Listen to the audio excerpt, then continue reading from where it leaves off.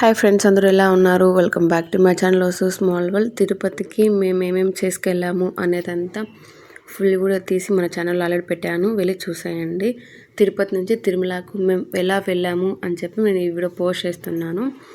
నేను మా ఆయన ఫ్రెండ్ వాళ్ళ వైఫ్ మాత్రమే బస్ ఎక్కాము. మా చిన్న అబ్బాయి మేము ముగ్గురమే బస్ ఎక్కాము. మేము వెళ్ళింది 8 మెంబర్స్ కదా. మా పెద్ద అబ్బాయి, మా ఆయన ఫ్రెండ్ వాళ్ళిద్దరు పిల్లలు వచ్చి స్కూటీలో వెళ్ళారు. అంటే 2 స్కూటీస్ తీసుకున్నారు. వాళ్ళు ముగ్గురు ఒక స్కూటీలో, మా ఆయన మా పెద్ద అబ్బాయి ఒక స్కూటీలో, మేము ముగ్గురం బస్సులో వచ్చాము.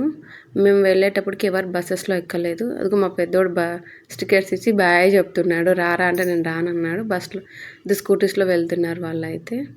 మా ఆయన ఫ్రెండ్, అన్న పేరు అరుణ్, వాళ్ళ పెద్ద అబ్బాయి చిన్న పాప బస్సులో రమ్మంటే నేను రాను, నేను కూడా స్కూటీలో వెళ్తా అనింది. మా ఆయన బాయ్ చెప్తున్నాడు. మా పెద్దవాడు వాళ్ళిద్దరు ఒక స్కూటీలో, వీళ్ళు ముగ్గురు ఒక స్కూటీలో వెళ్ళారు తిరుపతి నుంచి తిరుమలకి. మేము ముగ్గురం, మా చిన్నోడు, నేను, మా ఆయన ఫ్రెండ్ వాళ్ళ వైఫ్ ముగ్గురం కలిసి బస్సులో వెళ్ళాము. అక్కడ టికెట్ అయితే ఒక్కొక్కరికి ఫర్ హెడ్ వచ్చి 110 పడింది. కొంచెం దూరం వెళ్ళిన తర్వాత టికెట్స్ తీసుకోండి అంటే మేము మళ్ళీ దిగి కష్టం కదా అని మేము అక్కడే తీసుకున్నాము. ఇదిగో తిరుమలలో చెక్కింగ్ ఉంటే ఆపితే అక్కడ ఆపి దిగి చెక్కింగ్ చేసిన తర్వాత మళ్ళీ బయలుదేరుతున్నాము. టికెట్స్ కొంచెం దూరం వెళ్ళిన తర్వాత 90 అన్నారు ఫర్ హెడ్. అక్కడ నుంచి అక్కడికి ఏం టికెట్స్ తీసుకోలేదు, మాకు తెలియదు అక్కడ 90కే ఇస్తారు, మళ్ళీ ఎక్కడికి వెళ్ళి తీసుకోవాలో ఏమో అని చెప్పి మా ఆయన వాళ్ళు తిరుపతిలోనే తీయించారు. మీరు ఎవరైనా జర్నీ ఇలా చేసేవాళ్ళు ఉంటే మిడిల్లో ఎక్కడ టికెట్స్ తీసుకోవాలంటే అక్కడికి వెళ్ళిన తర్వాత తీసుకోండి. అక్కడైతే ఫర్ హెడ్ 90 పడుతుంది, మాకు 110 పడింది. వెళ్ళేటప్పుడు వర్షాలు ఎక్కువ ఉన్నాయని చెప్పి మేము భయపడుతూ వెళ్ళాము. థర్స్డే, ఫ్రైడే అక్కడ వర్షాలు ఎక్కువ ఉన్నాయి. మేము ఫ్రైడే వెళ్తున్నాము, సెకండ్ సాటర్డేకి దర్శనం అని చెప్పి 3 months బ్యాకే టికెట్స్ బుక్ చేసుకున్నాము. భయపడుతూ వెళ్ళాము. కానీ దేవుడి దయ అక్కడైతే వర్షాలు ఏం లేవు, క్లైమేట్ కొంచెం కూల్గా ఉన్నింది అంతే. తిరుపతి నుంచి తిరుమలకి వెళ్ళే వాళ్ళు నార్మల్ బస్సెస్ తీసుకోవచ్చు కదా, వీళ్ళు ఆ కూలింగ్లో కూడా ఏసీ బస్సెస్ తీసుకున్నారు. ఆ ఏసీ అంతా ఓన్లీ హెడ్ మీద పడడంతో హెడ్ ఎక్ వచ్చింది. మా చిన్నోడేమో బ్యాక్ సైడ్ ఒక అంకుల్ ఉన్నాడు, గోవిందనామాలు చెప్తే ఆయనతో పాటు మా చిన్నోడు కూడా గోవిందనామాలు చెప్తా కూర్చున్నాడు. ఇలా రూట్ మీకోసం తీస్తున్నాను. క్లైమేట్ అయితే చాలా బాగుంది. అక్కడక్కడ కొండ కనిపిస్తుంది, అది కూడా రికార్డ్ చేసుకున్నాను. కొండ చూడండి, 4:35 అలా అయింది. మబ్బు అంతా ఎలా ఉందో, కొండ అయితే ఇంత స్టెప్ బై స్టెప్ ఎంత బాగా కనిపిస్తున్నాయో. స్కూటీస్ తీసుకోవడం వల్ల మాకు చాలా ప్లస్ పాయింట్ అయింది. మేమున్న రూమ్కి తిరుమల దేవుని దర్శనం చేసుకోవడానికి కొంచెం దూరం అనిపించింది. ఎక్కడికైనా హోటల్స్కి వెళ్ళాలన్నా 2 స్కూటీస్ తీసుకోవడం వల్ల ఎవరి ఫ్యామిలీ వాళ్ళు వాళ్ళ స్కూటీస్లో తీసుకోవడం, వెళ్ళిపోవడం, ఫుడ్ తినడం, రావడం. 2 days అక్కడే ఉన్నాము. దానికోసం మేము స్కూటీస్ తీసుకున్నాము. వాన ఎక్కువ పడితే మేము కార్లో వెళ్ళాలి అనే ప్లాన్లో ఉన్నాము. క్లైమేట్ కొంచెం సహకరించడంతో మేము స్కూటీస్ తీసుకున్నాం. లేకపోతే అక్కడ నుంచి కార్ తీసుకోవాల్సింది వచ్చిండు.